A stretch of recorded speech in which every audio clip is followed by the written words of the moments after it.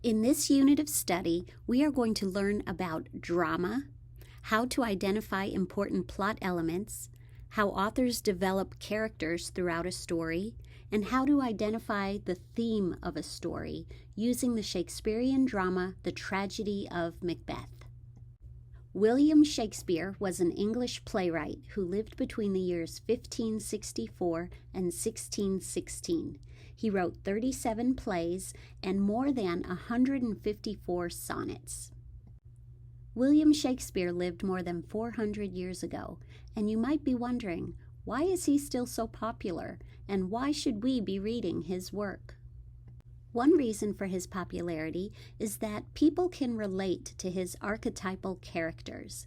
An archetype is a familiar character type that appears over and over again in literature. William Shakespeare mastered the use of archetype characters.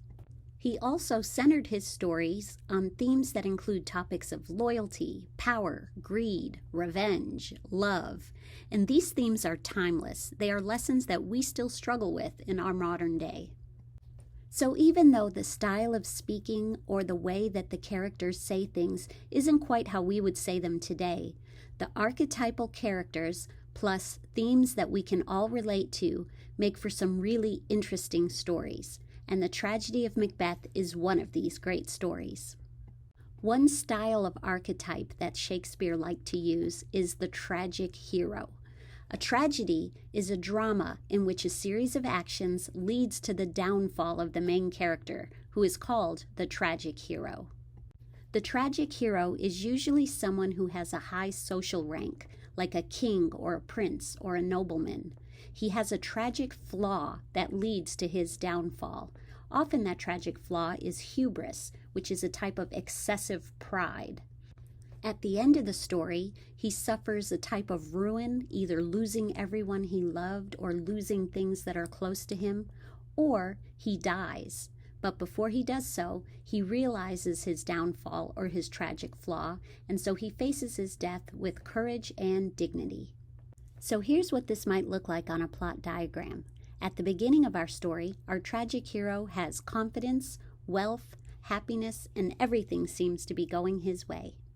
In the rising action, we will see exciting scenes that involve love, loyalty, power, greed, maybe seeking revenge, or some combination of these things, all that start to cause trouble for our tragic hero, usually because of his pride.